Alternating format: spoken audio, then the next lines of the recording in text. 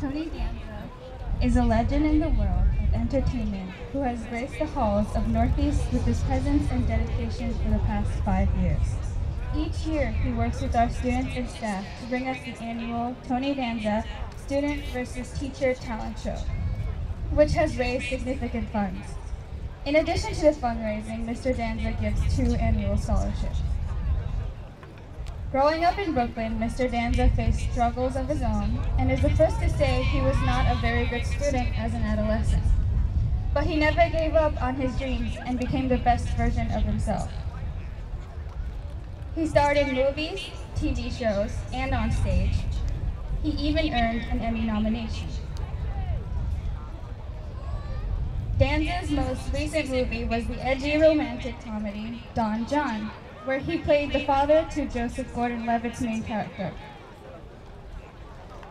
Mr. Danza is also a published author and is now writing and producing his own play, while still creating joy for audiences and igniting the passion for entertainment and the arts.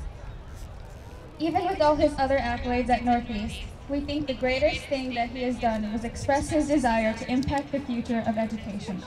In becoming a teacher, he embarked on a journey and has made a huge impact on the Viking community. His home may be in entertainment, but we know his heart remains here with Northeast. Please give a round of applause to our friend, colleague, and a true advocate of public education, Mr. Tony Danza.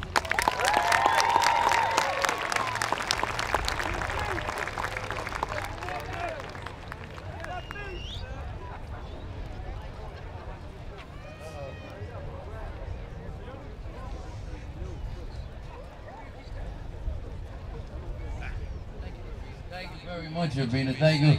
Hey, class 173, what do you say? Congratulations. I do want to congratulate the 2 students who did receive my scholarships. My scholarship is named in honor of my family, my mom and my dad, and Jordan Miller and Susan Shue. Congratulations. Thank you. Very happy for you. All right, so good morning and congratulations. Hello to Miss Carol, Klusky, and everybody else, parents, proud grandparents, good morning, and any Vikings in the house? I am so happy and honored to be your commencement speaker, but I want you to know it is a tremendous responsibility. I mean, I'm supposed to come up with something to say that may do you some good in the future. That's tough. That's tough. So because it's so tough, and by the way, the reason it's tough is because, first of all, you've heard it all before, and second of all, you're too excited today to listen anyway. But because of that, so I decided I'm just going to plagiarize. I went online, I read, and I listened to a few speeches, you know, made by all sorts of famous people, and I'll tell you the truth, I was really impressed with a lot of what they had to say. But I wanted something more encompassing, all-encompassing, a short list of what to do after high school. Then I found it. Actually, I knew it. I had memorized it when I was teaching here. I was teaching a poetry segment. It's not a commencement speech, but it should be, although I do think I have to illustrate some of the points as we go along. It's the great poem by Rudyard Kipling. It's called If. All right, and it goes like this. If you can keep your head while all about you are losing theirs and blaming it on you, and if you can trust yourself when all men doubt you, yet make allowances for that doubting too. Well, I mean, doesn't this just always happen, right? People freaking out and blaming it on you. And as far as trusting yourself, you got to be sure about who you are and what you think, but you have to always be open to other points of view. Don't be certain, gets you in trouble. If you can wait and not be tired by waiting. This is one of my favorites. You know, when you're online at the DMV waiting for somebody that's taking their sweet time or just waiting for the bus, thinking about waiting and not being tired by waiting comes in handy. The next one, start without an if, but they're just as good.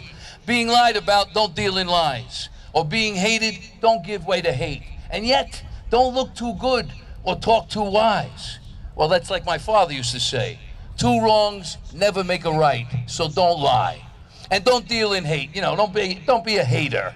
And as far as looking too good or talking too wise, just don't be a show-off. You know, always be chill, as we say here in Philly.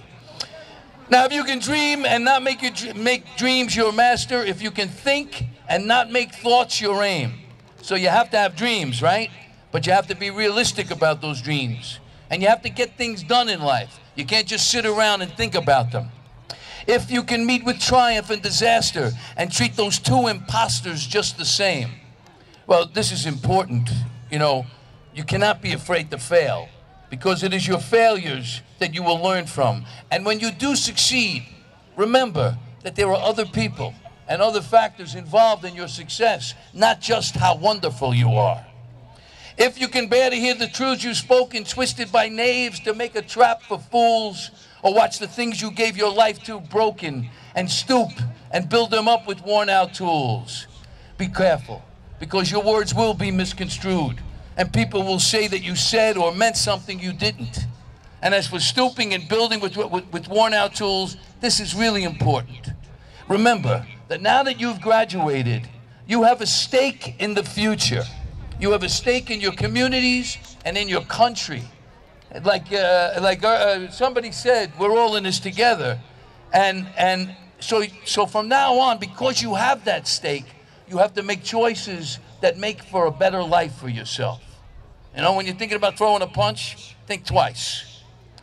If you can make a heap of all your winnings and risk it on one turn of pitch and toss, and lose and start again at your beginnings and never breathe a word about your loss, well, this means you have to be a risk taker in life. And I'm not talking about youthful, risky behavior, boys. I'm talking about the real risk. The real risk of putting yourself out there and on the line for what you care about and what you believe in, and then not complaining if it doesn't work out exactly as you hoped. If you can force your heart and nerve and sinew to serve your turn long after they are gone, and so hold on when there is nothing left in you except the will which says to them, hold on. Now, this is one of the most important tenets of the poem, and one of the most important traits that you'll need going on in life. It's called grit and perseverance, and what it takes to get things done that are worth getting done.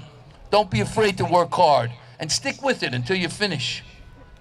If you can talk with crowds and not lose your virtue, or walk with kings nor lose that common touch, if neither foe nor loving friend can hurt you, if all men count with you, but none too much.